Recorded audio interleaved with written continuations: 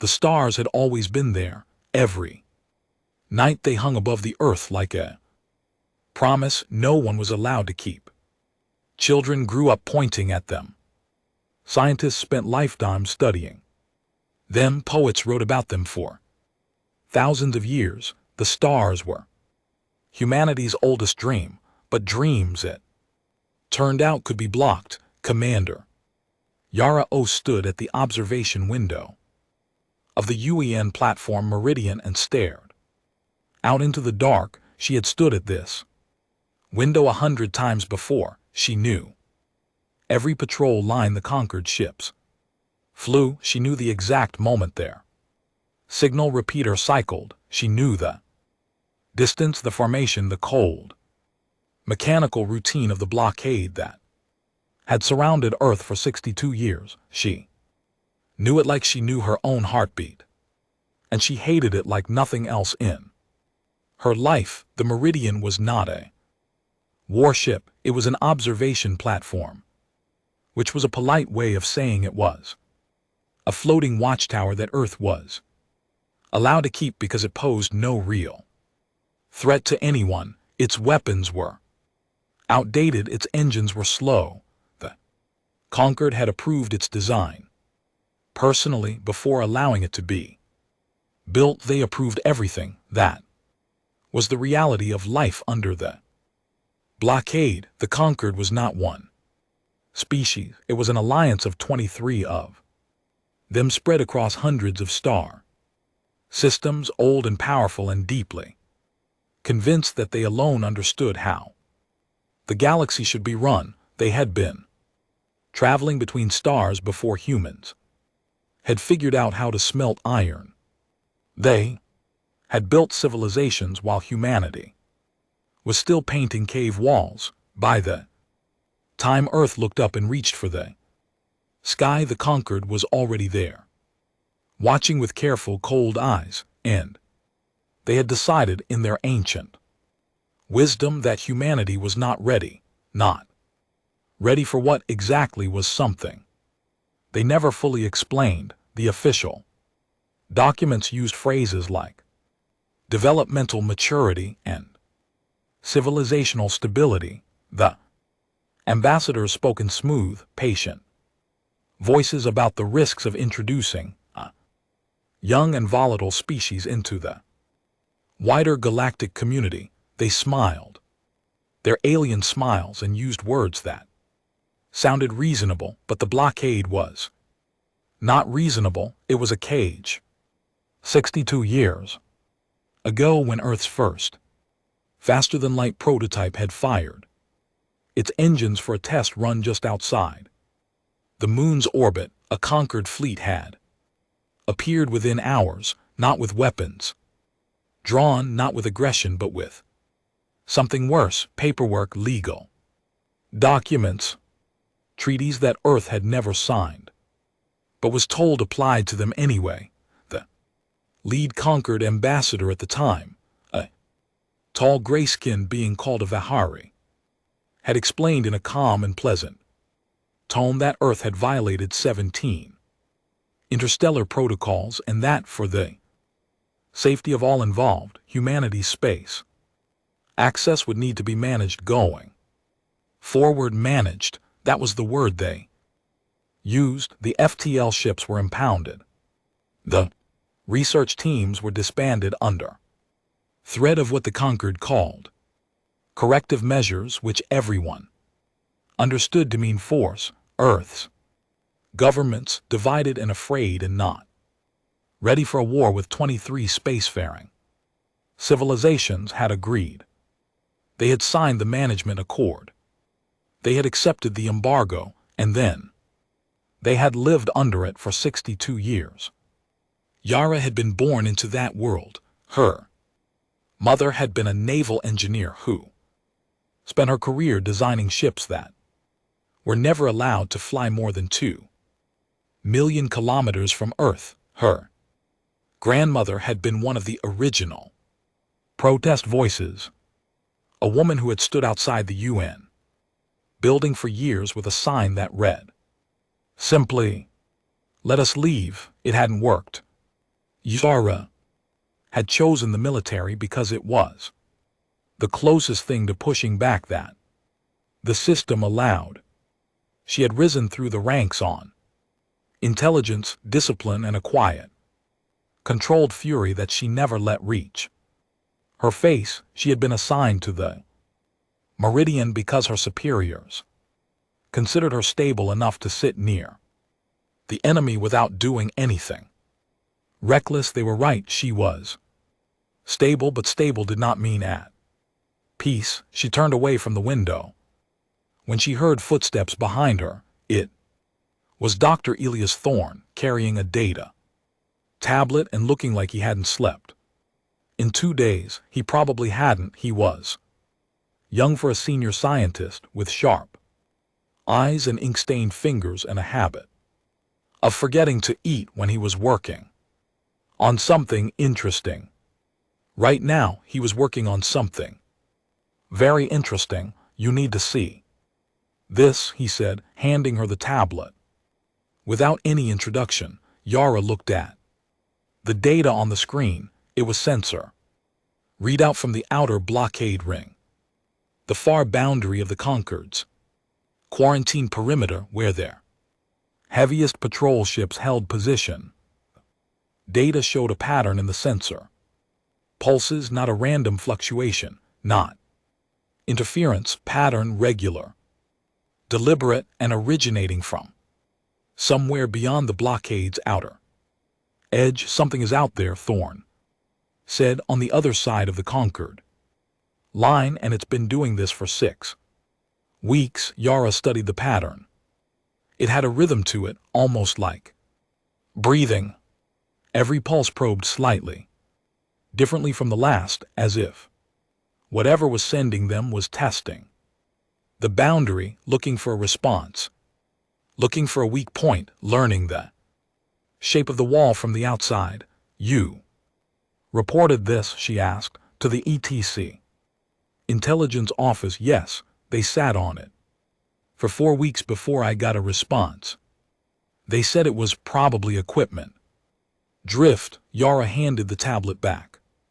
It's not equipment drift. No, he agreed. It is definitely not equipment drift. She looked back out the window.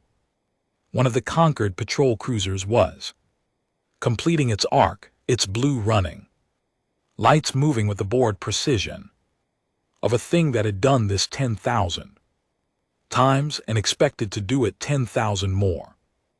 It was a beautiful ship in the cold way that a sword is beautiful, long and dark, and built for dominance. The Concord called those ships peacekeepers. 2 days later, the Concord ambassador arrived at the Earth Council chambers in Geneva. His name was Adversary of Vahari, like the one who had delivered the original embargo, though no one knew if that was a coincidence or a statement. He was tall and thin and dressed in robes the color of deep water. He moved the way all Vahari moved, with a slow and deliberate grace that made humans feel rushed by comparison. The council chamber was full. Every major government had sent a representative. The room was tense in the way that rooms get when everyone knows the conversation is pointless, but no one can say so out loud. Adversary spoke for 40 minutes. He talked about the ongoing review of Earth's developmental status. He talked about the importance of patience and cooperation. He used the word partnership 4 times in ways that clearly meant the opposite. He thanked the council for their continued compliance with the management accord. When he was done, the council's chair, a tired-looking woman from the East African Union named Director Hannah Oceano, asked the question everyone had been waiting for: when will the blockade be lifted? Adversary smiled his Vahari smile, which involved a slight tightening around the eyes and no movement of the mouth at all. The review process is ongoing, he said. We Remain hopeful of progress. He had said those exact words, or something extremely close to them, at every council meeting for 19 years. After he left, Director Oshino sat alone in the chamber for a long time before anyone dared approach her. When her aide finally came to ask if she needed anything, she said quietly and without any particular emotion, "I want a full count of every weapon system we have that the Conquered doesn't know about." Her aide stared at her. "Write it down somewhere they can't scan," she added, back on the Meridian. Yara received new data from Soren at 4 in the morning. She was still awake, she often was. The pattern from beyond the blockade had changed. It was no longer probing at random points. It was focusing, concentrating its pulses on a single section of the Conquered's outer perimeter, a stretch of the quarantine ring that was, according to the patrol schedules Yara had memorized years ago, the thinnest part of the Conquered's active coverage, the lightest traffic, the fewest ships. Whatever was out there had found a gap, and it was moving toward it. Yara sent an urgent message to Conquered Patrol Command, not because she believed they would act quickly, but because she wanted her warning on the record. The response came back in under an hour, which was unusually fast for the Conquered. Said, "Acknowledged. Situation under review," nothing else. Over the next 72 hours, Yara watched the Conquered's behavior shift in ways that were small but unmistakable to someone who had spent years observing them. Ships that normally held the outer perimeter began pulling back, not dramatically, not all at once, just a slow, quiet repositioning that left the gap in the quarantine ring slightly more open than it had been before. They were not moving to stop whatever was coming through. They were moving out of its way. Soren noticed it too. He came to her with the analysis at midnight, and for a long time they both just stood there looking at the data without saying anything, because saying it out loud would make it real. Something was coming through the blockade, something that the Conquered, with all their ancient power and all their carefully managed peacekeeping fleets, had decided they did not want to stand in front of, and the gap they were quietly creating pointed directly at Earth. They're redirecting it, Yara said at last. Soren nodded slowly. That's what the data looks like. She thought about the ambassador in his deep water robes talking about partnership. She thought about 62 years of management and review and ongoing hope for progress. She thought about her grandmother standing outside the UN with a sign. Then the outer blockade alarm went off. Every screen on the Meridian lit up at once. The signal that had been probing the perimeter for 6 weeks had made contact. Not a probe this time, not a pulse. Something massive had crossed the Conquered line, and the sensor readings coming back were unlike anything in Earth's reference database. The Conquered ships held their positions. They did not intercept. They did not engage. They watched, and through the gap that they had quietly, deliberately opened, something immense and dark and very, very old began to move toward the blue-white planet that had spent 62 years trying to reach the stars. Yara stood at her window and watched it come. She did not feel fear exactly. What she felt was something harder and colder and more useful than fear. She felt the quiet snap of a decision being made somewhere deep inside her. The kind of decision that doesn't words, because it was already always there, waiting for exactly this moment. She turned from the window. "Wake the crew," she said. "All of them, Soren."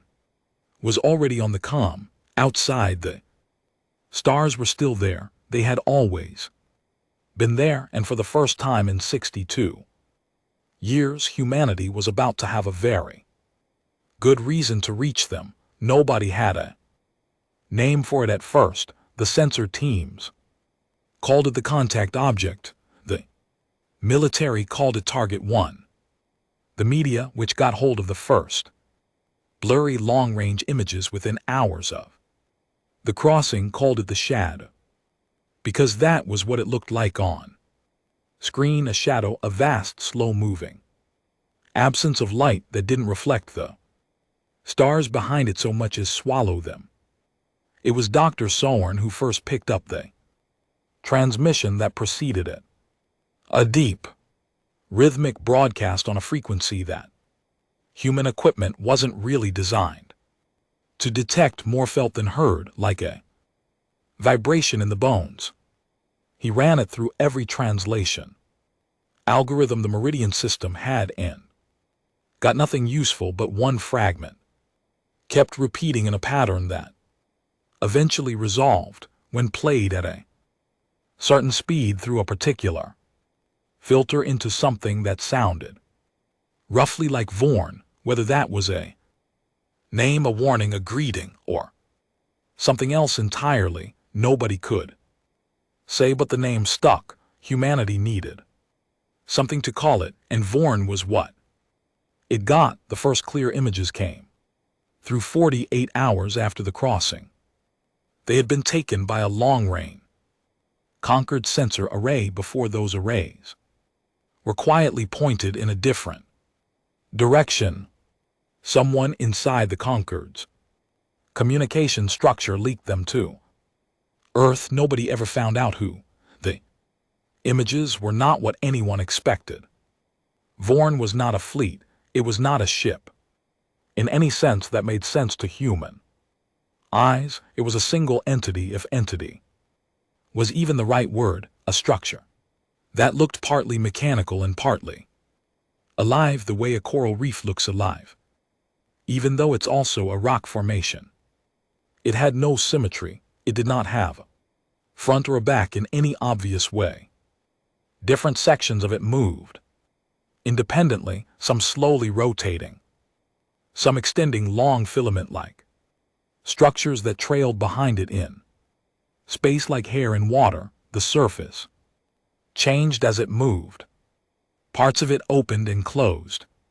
Things shifted inside it that were too large to be moving parts and too purposeful to be random. It was roughly 300 km across.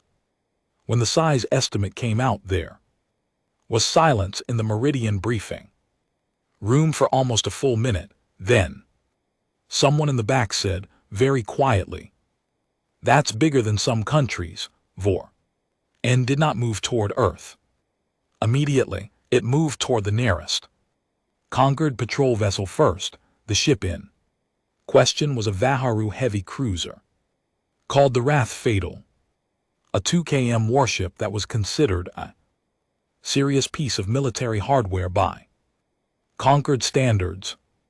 It was the kind of ship that had once appeared in Earth's orbit to remind humanity's governments what cooperation with the management accord actually meant in practical terms.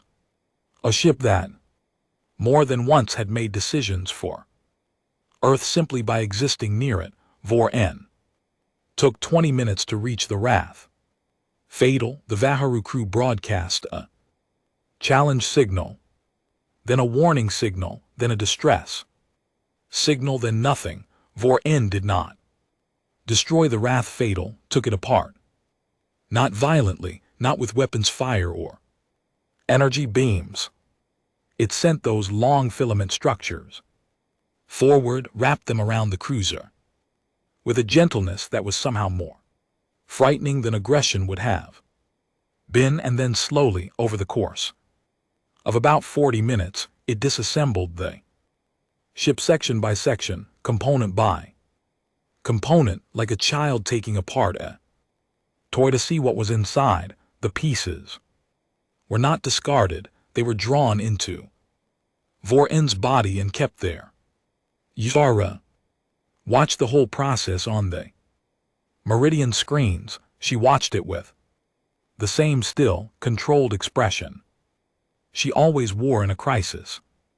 And she said nothing until it was done. "It's learning," Soren said beside her. "Yes," she agreed, "it's studying conquered technology, conquered biology probably.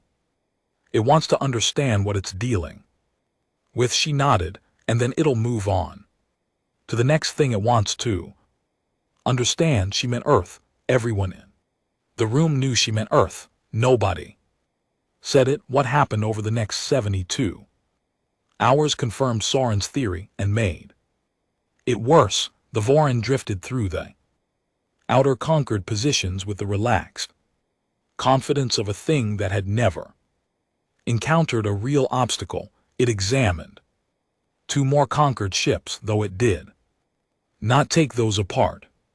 It seemed to be cross-referencing, comparing what it had already learned. Then it paused for 18 hours in a position that, according to Yara's calculations, gave it a direct line of sight to Earth's major orbital stations. It was watching the conquered fleet, which at its current deployment represented more firepower than every military in human history combined and multiplied by 10.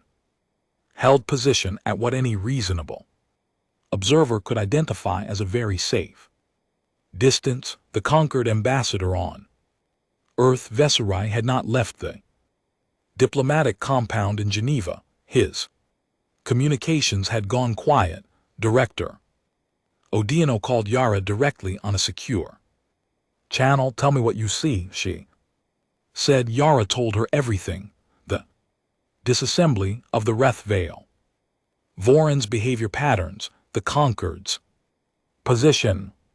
All of it. There was a long pause on the other end, and the conquered, Odino asked, "What are they doing?" "Watching," Yara said. Another pause, longer this time. "Like they herded it to us," Odino said. It was not a question. The data is consistent with that reading, Yara said carefully. "Say it plainly, Commander." Yara looked at the screen showing Voron's position. She looked at the conquered fleet holding well back from it. She thought about the gap in the patrol line that had appeared exactly where Voron needed it. She thought about 62 years of management and review. "They pointed it at us," she said. "Whether they specifically guided it here or just made sure nothing stood between it and us, the result is the same. We are between Voron and the conquered. We are what it will engage with next." "Why?" Odino said. "Because we're the weakest thing out here. We're the thing with the lowest defenses and the least ability to cause them trouble. If we're damaged, we're expendable." She paused. "We're a test." The silence that followed that word was different from the previous ones. It had weight in it. "All right," Odino said at last. "Then we prepare." On Earth things moved fast. After that, faster than they ever had before, because for the first time in 62 years, every single human government was looking at the same threat from the same direction. The arguments that had divided them for generations, the old borders, the old grievances, the old competitions, didn't disappear. They just stopped mattering as much as the thing floating in space above them. Emergency Terran Command was activated.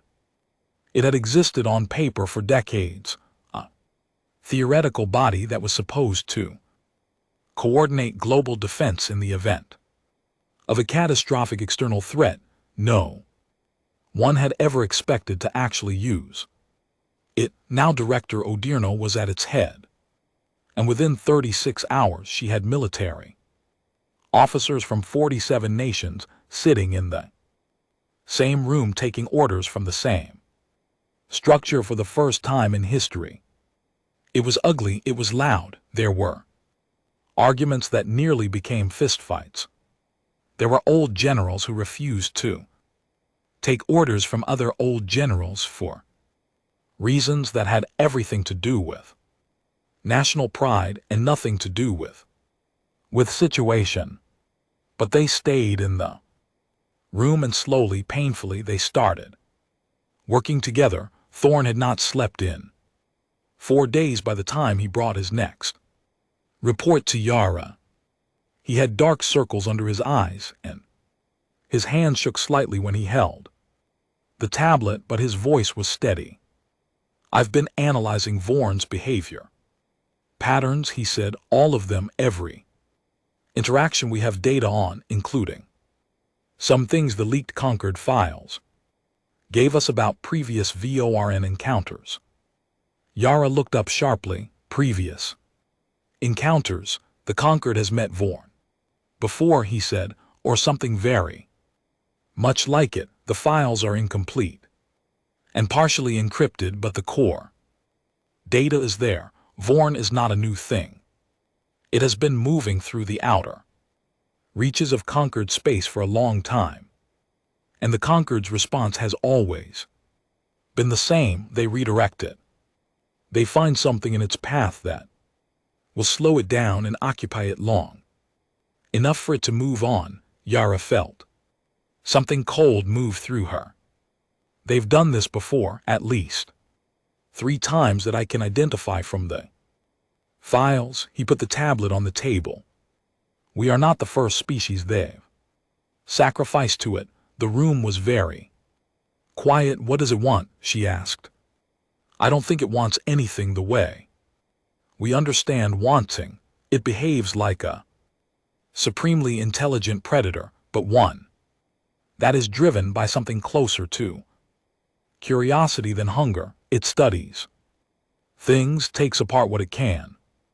It avoids what confuses it or produces inputs it can't process cleanly. He tapped the tablet screen. That's the key, I think. It doesn't like what it can't understand. It moves away from things that produce responses it has no reference for. Yara was quiet for a moment, thinking, so if we could produce something it has no reference for, it might hesitate, it might redirect. He nodded. That's the theory. That's a very thin thread to hang a planet on. Yes, he agreed, but it's the thread we have. 3 days later, VORN moved. It came toward Earth's orbital infrastructure with no warning and no escalation, simply accelerating from stillness to motion in a way that its enormous size made deeply wrong looking. The way a building suddenly moving would look wrong.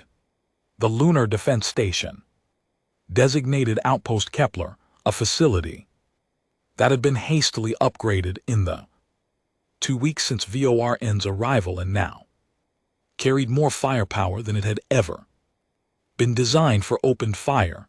The station's weapons lasted 4 seconds against VOR, and the shot that ended the station was not explosive. It was not a beam or a missile.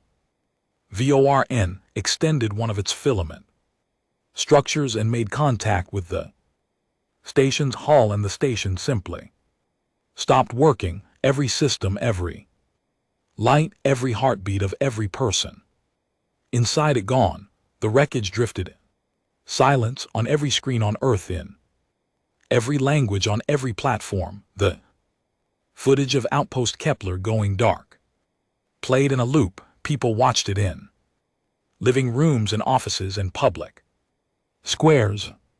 They watched it on their personal devices and on giant screens in city centers. They watched it over and then in workshops and basements and research facilities and old factories and converted warehouses. Quiet things began to happen.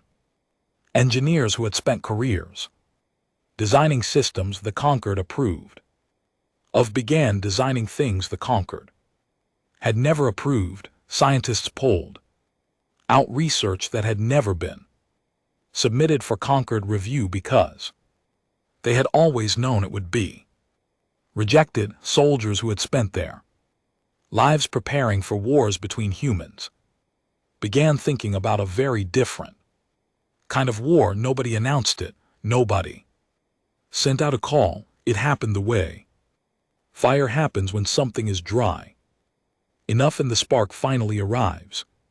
All at once, everywhere, without permission. Earth had been patient for 62 years. It had been managed and reviewed and redirected and told to wait. It had watched its dreams get impounded and its ships get grounded and its people grow old under a ceiling that someone else had built. The ceiling was still there. Vor-N was coming through it, but for the first time in 62 years, humanity stopped looking at the ceiling and started looking at the floor, and what they found in the floor, buried under decades of careful compliance, was everything they had built in secret.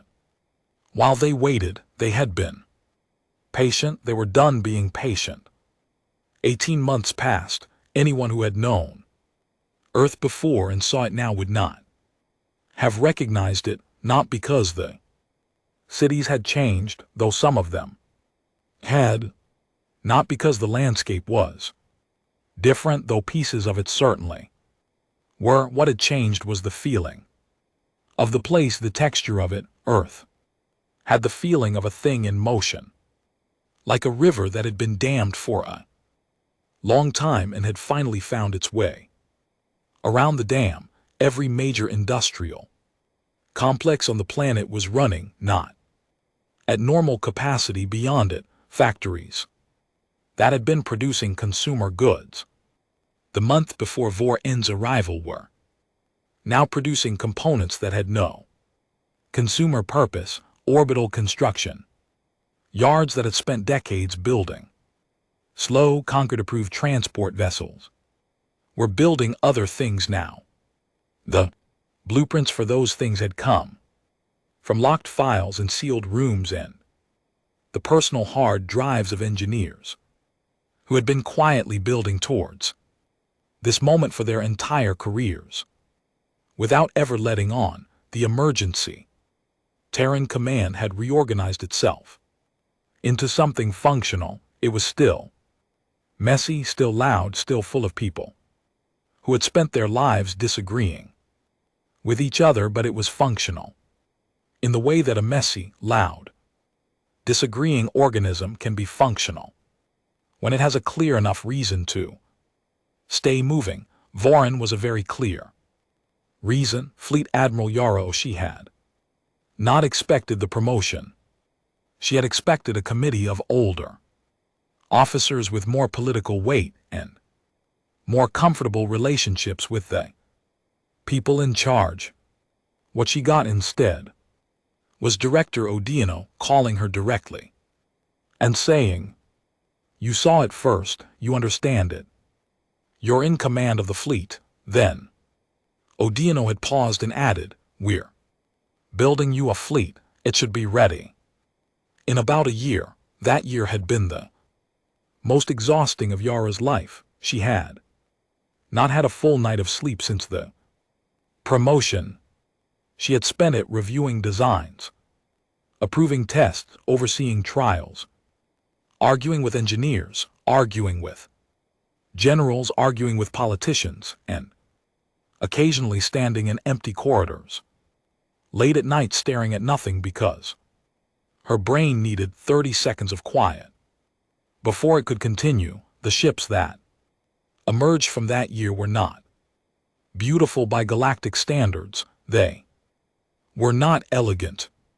They had none of the long sculpted lines of the Concord cruisers, none of the ancient sophistication of Vor-N's nightmare geometry. They were dense and angular and built by people who had grown up looking at a cage and thinking very hard about how to break out of one. They were built to survive. They were built to be repaired under Fire, they were built to be fast and brutal and surprising. 17 of them were ready. 17 was not many. Yara knew that. She also knew they were only the first wave. Dr. Sorn had not been idle. Either he had spent the 18 months running the project that the ETC had quietly designated a cemetery, a name that said very little and meant everything. The core of it came from his earliest analysis of Voron's behavioral pattern, the observation that Vorin back from things it could not understand, from inputs it had no reference for. The idea was simple in theory and almost impossibly difficult in practice. Build something that Vorin could not read, a signal, a weapon, something Voron's own frequency, but distorted in a way that nothing in Voron's experience would have prepared it for, because Vorin was old. That was both the terrifying thing and the useful thing. It was enormously old, and it had developed its behaviors and its understanding of the universe over enormous stretches of time. It knew how things worked because it had seen so many things work the same way for so long that variation had become almost impossible. Vorin expected certain responses. It expected energy to behave in known ways. It expected species to react with weapons it could catalog, with fear it could measure, with patterns it had already seen. What it did not expect was a species that had spent 62 years quietly absorbing every piece of alien technology it could get its hands on, mixing it with its own approaches, and then doing something that no ancient pattern-driven intelligence easily anticipates. Improvising. Humans improvised constantly. It was possibly their most defining characteristic. They took things that existed for one purpose and found 17 other uses for them. They broke the rules of a system not because they didn't understand the rules, but because understanding the rules showed them exactly which rules could bend. Vorin had a model of the universe built on millions of years of data. That model had no entry for what humanity was doing in Thorne's lab at 3:00 in the morning on a Tuesday. The third major figure in what was quietly being called humanity's counteroffensive was Cale Murin, and almost nobody knew he existed. Murin was not a soldier and not a scientist. He was something harder to categorize. He had spent the last decade working in the gray space between Earth's intelligence services and the unofficial networks that operated just beneath the surface of conquered society, because the conquered was not a single unified mind. It was 23 species with 23 sets of interests and 23 histories, and not all of them agreed on everything. Some of them had watched Earth's situation with something that looked, if you knew where to look, like discomfort. Murin had found those people. He had spent 10 years making contact, building trust in the slow and careful way that trust is built across species lines, learning to read beings whose biology and culture were completely unlike his own. He had sources now in 4 different conquered member species. Not spies exactly, more like people who believed that what the conquered had done to Earth was wrong and were willing to provide information quietly in exchange for the knowledge that someone was doing something about it. Through those sources, Murin had spent the 18 months feeding detailed conquered tactical data to the ATC. Fleet positions, response times, communication protocols, the exact shape of the blockade sensor grid, including the parts the conquered had never admitted existed. That information was in the bones of every plan the ETC was building. Murin himself was lean, quiet, and almost perfectly forgettable in appearance, which was a quality he had cultivated deliberately.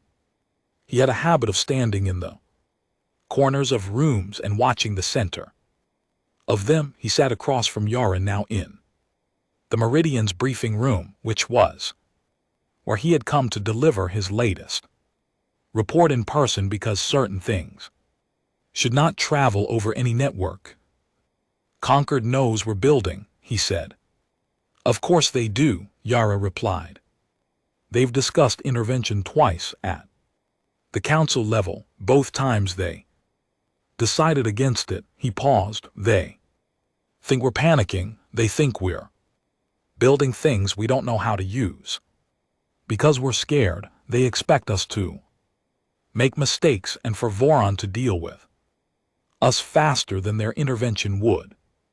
They're wrong, Yara said. Yes, but that works in our favor for as long as they believe it. The Voron had not been idle during the 18 months. It had settled into a slow, grinding process of dismantling Earth's outer infrastructure, piece by piece, the way a careful engineer removes components to understand a machine. It was not destroying for the sake of destruction.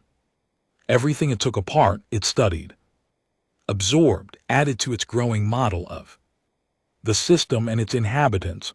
Earth had fed it carefully during that time. Automated systems, old satellites, decoy probes packed with sensor data designed to be interesting enough to hold Voron's attention, but not so advanced that it would lose interest quickly. Soren had designed those too. He thought of them as chapters in a book he was writing for Voron to read, each one slowing the creature down while keeping it engaged. It had worked. Mostly, the Voron had consumed 17 decoy probes and 11 decommissioned satellites over 18 months, and each one had bought time. The time was almost up now. The Voron was turning its attention toward Earth's inhabited orbital stations, the ones with humans in them.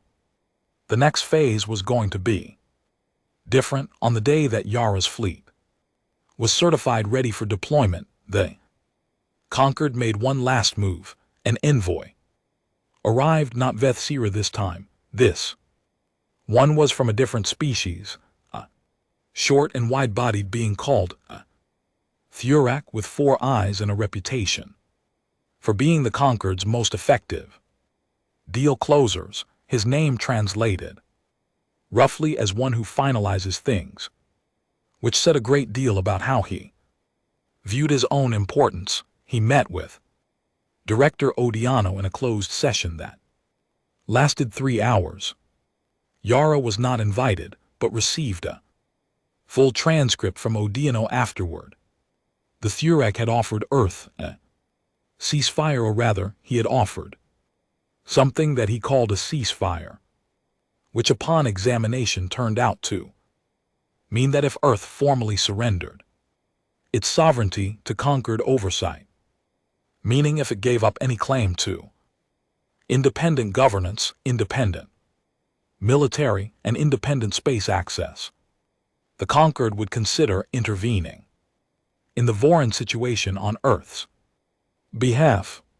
He had presented this as an act of generosity. Odiano's response was in the transcript as a single line. Tell the Concord to watch what happens. Next, the Thurak had left the same day. When Yara read that line, she felt something that she recognized after a moment as pride, not the loud kind, the deep, quiet kind that sits in the chest and doesn't need to announce itself. 3 days later, she stood on the bridge of the lead ship of the Terran First War Fleet, a vessel that had been named by a vote among its crew, the Meridian's answer. The name was not officially authorized Yara had authorized it herself, which was close enough. Around her 16 other ships held formation. They were not a beautiful fleet, but they were real, and they were ready, and every single person on every single one of them knew exactly what they were doing and had chosen to be there. The blockade perimeter sat ahead of them. The Concord's patrol ships were in their usual positions, their blue running lights moving in their usual arcs, doing their usual indifferent rounds, but something was different now. Soren's team had spent the last 3 months working on a secondary project alongside the asymmetry weapon. They called it the Mirror. Its purpose was simple. The Concord's sensor jamming, the system that had kept Earth's long-range communications and navigation blind for 62 years, worked by broadcasting a specific interference pattern on a specific frequency. If you knew the pattern, and if you had been studying it carefully for 62 years, without the Concord knowing you were studying it, you could, in theory, produce a counter frequency that canceled it. In theory. In practice, it worked. The mirror came online at 400 hours ship time. The Concord's jamming grid went quiet along a corridor approximately 30 km wide directly ahead of the Terran fleet. Not broken, not destroyed, just temporarily overridden, like pressing mute on a signal that had been screaming for 60 years. The patrol ship scrambled. Alarms went off across the blockade network. Yara looked at the corridor of clear space ahead of her. Clear space that led to open stars that she had spent her entire life being told she was not allowed to reach. She thought about her grandmother standing outside the UN building with her sign.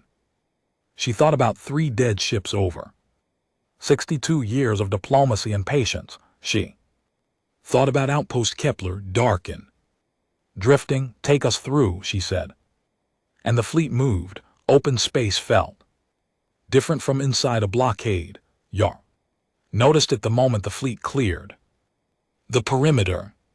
There was no physical difference, no change in pressure or light or the feel of the ship around her, but there was something in the quality of the darkness outside the viewport that was different, wider, somehow deeper, as if the universe on this side of the Concord's line was the real one, and what she had grown up in was a model of it, a smaller, reduced copy that someone else had decided was enough for humanity. She gave herself 3 seconds to feel it, then she got back to work. The ORN had detected them almost immediately. That was not a surprise. The ORN detected everything. What was a surprise was what it did next, which was nothing. For 11 minutes after the Terran fleet broke through the blockade perimeter, the Vorn simply stopped moving. Its filament structures, which were usually in constant motion, extended and retracted in their slow alien rhythm, went still. The slow rotation of its outer sections ceased. The massive, irregular body of the thing went quiet in a way that the sensor teams described as motionless.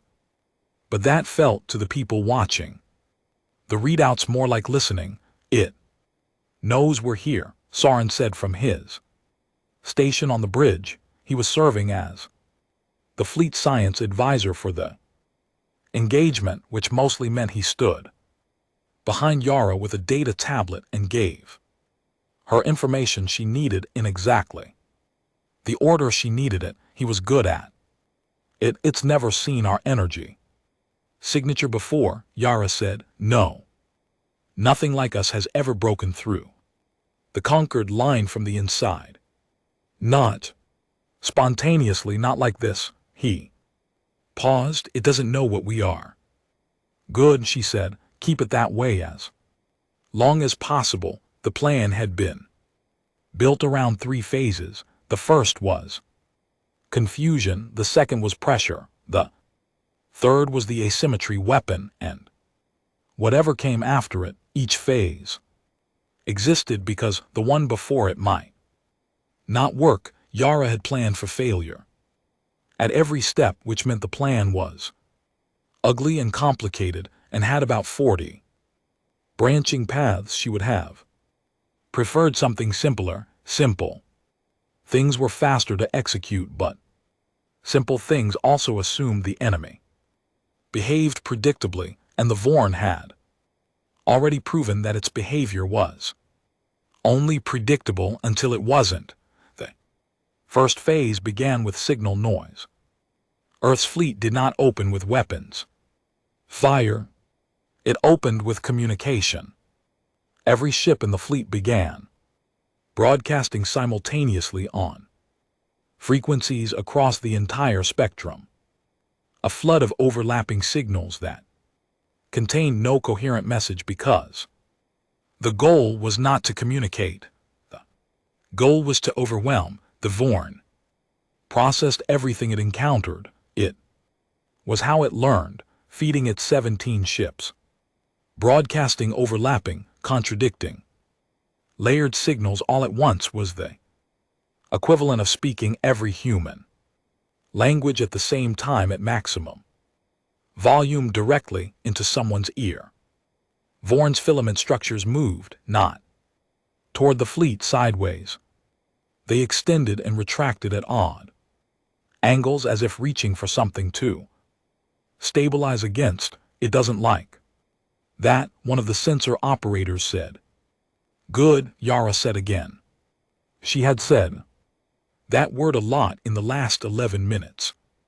The second phase began when Vorn started to adapt, because it would. They knew it would. It always adapted. It was what it did. After about 8 minutes, the entity began filtering the signal noise, processing it in layers, working toward understanding the pattern beneath the chaos the way a skilled ear can pick a single instrument out of a full orchestra with enough time. They didn't give it enough time.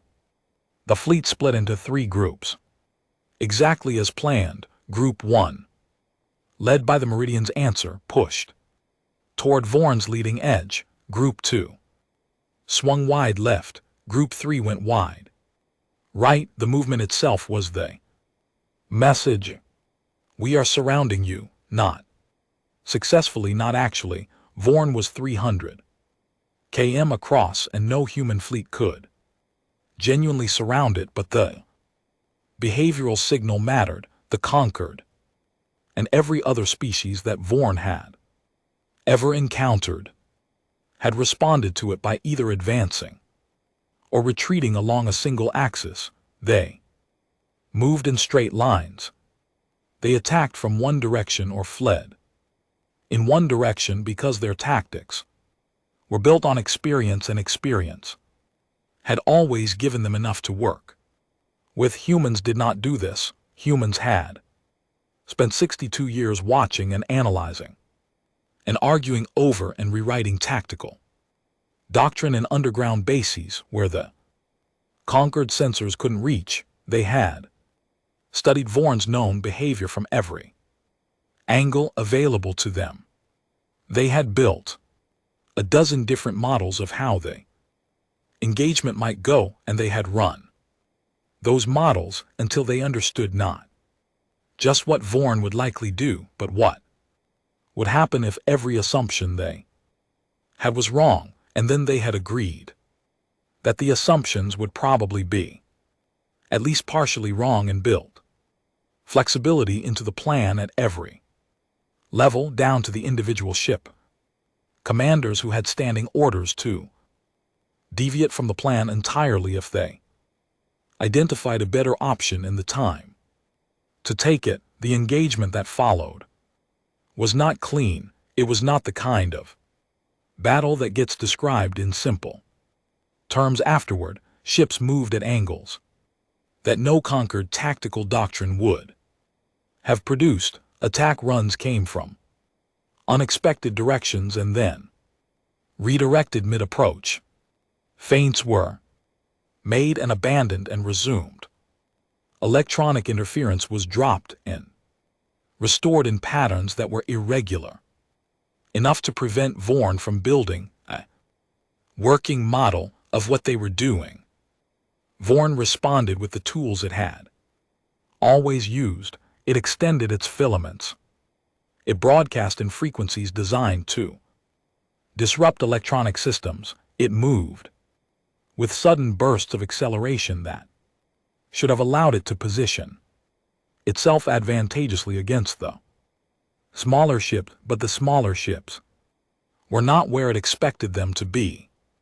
When it got there, the 3 ships that were lost in the first hour were lost. Because of Vorn's speed, it was faster than they had hoped, and 2 vessels from Group 3 and 1 from Group 2 were caught in a filament sweep they didn't get clear of in time. The losses were real and they hit hard. Yara received the casualty reports without changing her expression and filed them in the part of herself that she would deal with later when there was a later to deal with anything. She kept moving. Phase 3 came 90 minutes into the engagement. Thorn activated the asymmetry weapon from a secondary console on the Meridian's answers bridge. The weapon itself was built into the ship's communication array, which was an irony that Thorn appreciated and that Yara had noted with something like grim humor when the design was finalized. Communication array, because what they were doing was talking to Vorn, not in words and frequency.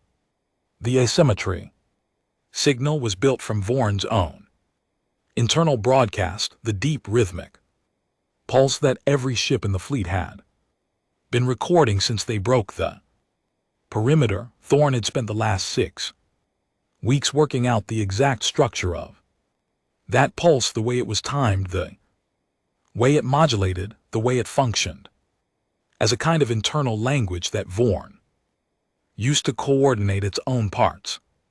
Then he had reversed pieces of it, not all of its specific sections, the parts that, based on his behavioral models, corresponded to Vorn's orientation, function, the internal signals it used to know where it was, which direction it was facing, what it was approaching.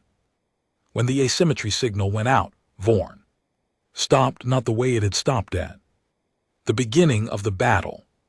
That stop had been the careful stillness of something assessing an unknown. This stop was different. This stop was the stop of something that had lost its footing. Its filaments, which had been moving with intent, went loose and drifted.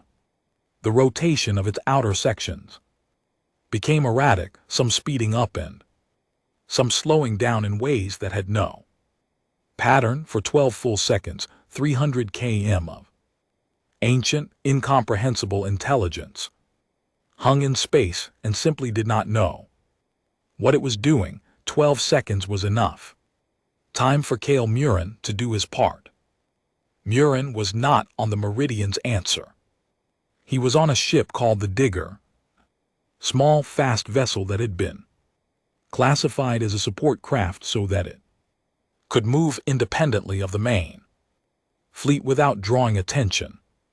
The Digger had been positioned during the first phase of the battle at a point that was, by the time Phase 3 arrived, exactly where it needed to be, close to Vorn's surface, closer than any sane tactical doctrine would have permitted. Myron had designed the beacon himself. It was small and very difficult to detect, built to emit at a frequency that Vorn processed but didn't flag as foreign because it mimicked the low-level background noise of interstellar space. Once attached to Vorn's surface, it would track the entity wherever it went for as long as The power cell lasted, which was approximately 4 years. The boarding action was not technically a boarding action. Myron's team never went inside Vorn. They approached the surface, which was close enough to terrifying because Vorn's surface was not still, and it was not safe, and it was not made of anything that human engineering had prior experience with. The team moved fast in suits designed for environments that human engineering had no prior experience with, and they placed the beacon in a deep ridge in Vorn's outer structure, and they got back to the digger before Vorn's 12-second pause ended. When Vorn resumed functioning, the beacon was already part of it, broadcasting silently, going wherever Vorn went. What happened next was the part that none of them had planned for, because none of them had genuinely expected it. Vorn pulled back. It had taken damage in the engagement, or at least the functional equivalent of damage. Sections of it that had been active went quiet. Its filaments retracted entirely, pulling in close to its body rather than trailing loose in space. Its movement, when it began again, was away from the fleet, not fast, not panicked, but away. The observation conquered fleet, which had been holding position at its safe distance throughout the entire battle, watched this happen. Their sensor records would later show in perfect detail the moment that an entity which had moved through conquered space with the confidence of a thing that had never been seriously opposed began moving away from 17 ships built by a species that the conquered had decided 62 years ago was too primitive to be allowed among the stars. Nobody on Earth's fleet cheered. They were too tired, too aware of the 3 ships that had gone dark, too aware of how close several of the outcomes had come to being much worse. Yara stood at the viewport for a long time after Voron's form began to shrink in the distance. She watched it go. She thought about a lot of things. She thought about the 62 years. She thought about the management and the review and the patience that had been demanded and given and then betrayed. She thought about Outpost Kepler, drifting dark in the orbit of the moon. Then she straightened up and turned to face her bridge. Damage reports, she said. All ships, and get me Sorn. Sorn appeared beside her. He looked like someone had run him through a very demanding obstacle course and then asked him to solve a complicated math problem. At the finish line, he was also very faintly smiling. The beacon, she said. Active, he confirmed, and transmitting cleanly. She nodded. Good. She paused. How long until the conquered calls? He checked his tablet. There were already signals queued in the communications array, a lot of them. I think he said they already did. Outside the viewport, the conquered observer fleet was moving, not toward Earth, not toward Voron, toward the Terran fleet, approaching carefully, the way you approach something that has just done something you did not believe it was capable of doing, and you need a moment to recalibrate your entire model of the world. Yara watched them come. She had one more thing to do before she took any conquered calls. She opened a channel to the entire fleet, all 17 ships, the 14 that were whole and the 3 that were damaged, and the ones that were missing pieces of their crews. Well done, she said. Every one of you, well done. It wasn't much, but it was true, and it was hers to give, and for a moment there was silence on every channel in the Terran fleet. Not the silence of people who had nothing to say, the silence of people who felt something too large for words. and chose for a moment not to try. Then the conquered signals started coming in again, and there was work to do. The way station was called neutral ground. 7.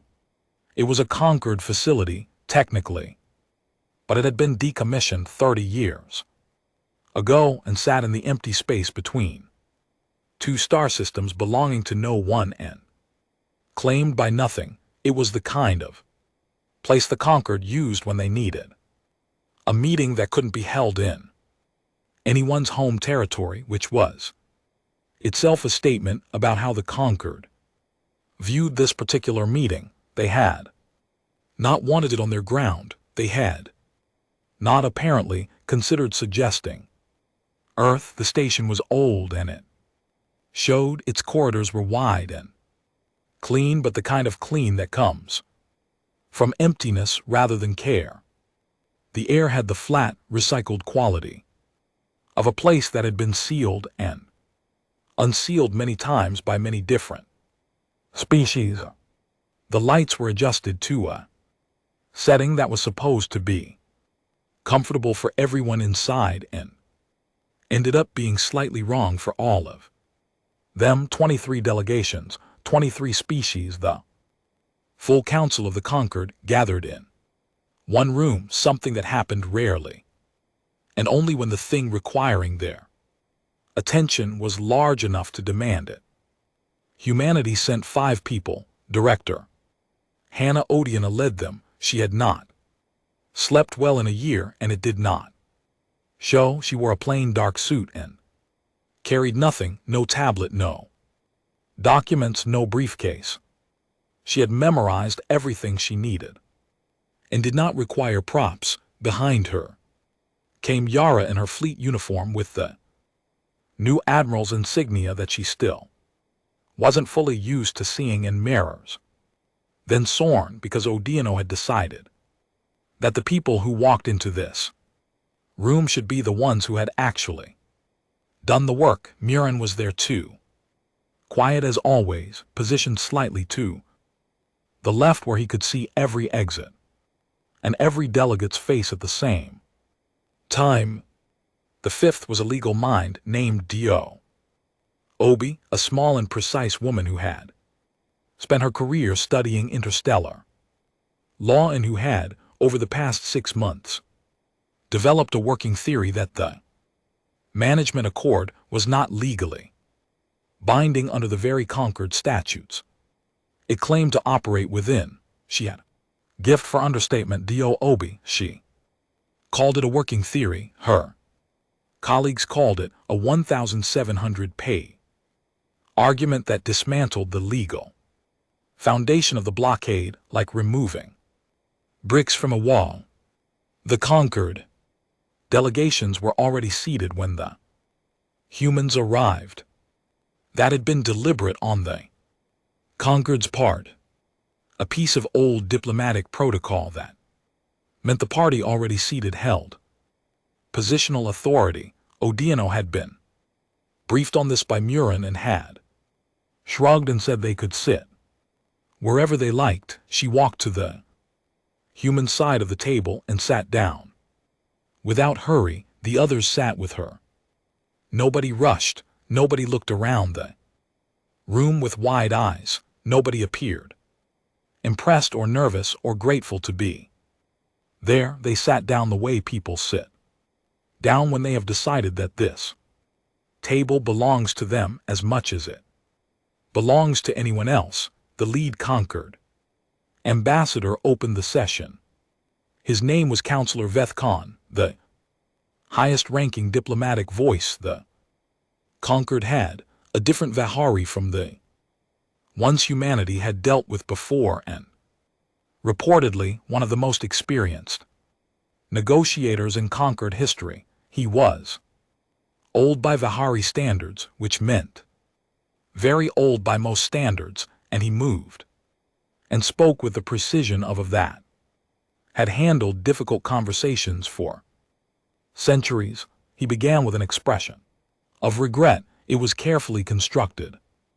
It acknowledged that the situation involving VORN had placed Earth in an unnecessarily exposed position. It expressed the conquered's appreciation for humanity's effective response to the threat. It used the word unfortunate 3 times. It did not use the words we were wrong or we chose to do this or we have been lying to you for 62 years.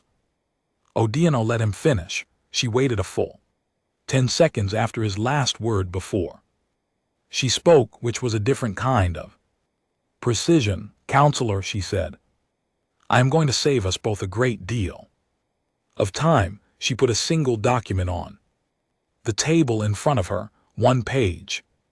Large text. She had specifically made it 1 page because she wanted everyone in the room to be able to read it from their seats. These are the terms under which Earth will participate in any ongoing relationship with the conquered. She said they are not a starting point for negotiation, they are the terms. Sound moved through the delegations around the table, not a word. A texture of sound that translated across all 23 species as something between surprise and offense. Veth Khan's expression did not change, but something moved behind his eyes. Director Odeano, with respect, the purpose of this summit is to discuss a framework. The blockade ends, Odeano said completely. Every installation, every patrol, every sensor array and jamming relay dismantled and verified by our own people, not your people, ours. She spoke clearly and without raising her voice. All technology that was embargoed under the management accord is returned to us or provided in full specification. Every research file, every prototype, every design that was impounded from our people over 62 years, all of it. Another sound from the delegations, louder. Earth receives a permanent seat on the conquered council with full voting rights, including veto authority on decisions that affect unconsenting species within conquered jurisdiction. She paused. We will not be the last species this has happened to. That stops now. In the Vorn data, Sorn said from beside her, because they had agreed he would take this one. The beacon we placed is transmitting Vorn's location. We will share that data openly, and we will lead the joint response effort to track and contain Vorn on a permanent basis, because unlike the approach the conquered has used historically, we are not interested in redirecting it. We intend to solve it. The room was quiet. Then one of the delegates from a species called the Raelith stood up. The Raelith were among the older conquered members, and this particular one had a reputation for saying the things other delegates thought but considered impolitic. He pointed a long blue-gray finger at the humans across the table. You are one species, he said, newly arrived and unproven by any standard of galactic civilization. You have fought one engagement against one entity. You presume to walk in here and dictate terms to 23 civilizations. Nobody moved at the human table. Odeano looked at the Raelith delegate for a moment, then she looked at Yara. Yara had not planned to speak. It had not been in the format they had discussed. But she looked at the Raelith delegate and thought about 62 years and thought about the 3 ships that had gone dark and thought about every version of this conversation that humanity had been trying to have for 2 generations and had been turned away from with smooth words and patient smiles and management protocols. She leaned forward. You spent 62 years deciding what we were, she said. Her voice was quiet and even. You built a cage around our world. Based on your conclusions, you pointed a threat at us that you had been hiding from for decades because you decided our Lives were a useful shield. You watched us go into space to fight something you wouldn't face, and you called a meeting so you could offer us the same table you've always set for us, where we sit, where you put us, and accept what you've decided. She paused. You want to know what we've proven? We've proven you were wrong about what we are, about what we can do, about what happens when you finally give us a reason to stop being polite. She sat back. So yes, those are the terms. The silence that followed was different from the one before it. The one before it had been the silence of offense. This one was the silence of people recalculating. Bait-Khan looked at the document for a long time. Then he looked at the other delegations. Series of rapid, quiet exchanges happened across the table. The multi-species equivalent of glances and small gestures between people who have worked together long enough to communicate without words. One of the smaller delegations signaled their agreement with a gesture that their species used to indicate formal acceptance, then another, then a third. The Rayleigh delegate sat back down and said nothing. Took 4 hours, not because the terms were seriously contested. It was clear within the first hour that the conquered was going to accept them. It took 4 hours because 23 species with 23 different legal frameworks all needed to formally register their agreement in their own way, and because some of them had questions that were not about whether to accept, but about the details of how. Deo Obi handled the details. She handled them with the quiet, precise expertise of someone who had spent a decade preparing for exactly this conversation and was entirely comfortable in it. When conquered lawyers tried to introduce language that softened specific terms, she removed it. When they proposed timelines for implementation that were longer than the agreement specified, she declined them. She was very polite about all of it. She was also completely immovable. By the end of the 4th hour, the document was signed. It was not a perfect document. It was a beginning. Odia knew that. She had known it going in.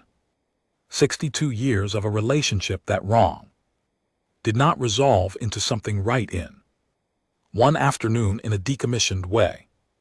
Station, there would be arguments ahead. There would be conquered factions that resisted the new arrangement. There would be things to fight for that they had not yet identified, because they did not yet know enough about the universe. They had been kept out of to know what they were missing, but the ceiling was gone, legally, formally, permanently gone, committed to paper that 23 civilizations had signed. Odia folded the document, put it in her jacket pocket, stood up and thanked the conquered for the meeting. She meant very little of that last part, but she said it because there was a time to be the thing the conquered had underestimated, and there was a time to be what came after that. They were in what came after now. 1 year later, the first joint Terran conquered deep space expedition assembled at the edge of the solar system. It was a large fleet, the biggest cooperative effort in the short history of humanity's relationship with the wider galaxy. 12 conquered vessels from 7 different member species, and at the front of the formation, the Meridian's answer, its hull repaired from the engagement with VORN, and its crew supplemented with new members who had been born into the blockade years and were going into open space for the first time in their lives. The expedition's mission was VORN. Tracking it, studying it, eventually, whatever way proved most effective.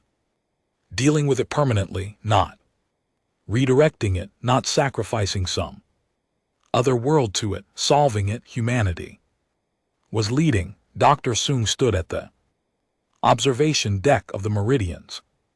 Answer and watch the stars. They were the same stars they had always been. He had studied them his whole life. He had spent years looking at them through blockade-limited sensors, measuring them from the wrong side of a line that someone else had drawn. Now, there was no line. A young crew member came to stand beside him. She was barely 20, born the year the blockade was still being strictly enforced, and she had never seen open space from the inside of it before. She stood at the viewport with an expression that Soong recognized, because he had felt it himself when the fleet crossed the perimeter for the first time. What does it feel like? She asked. Actually being out here. He thought about the question. He thought about the years.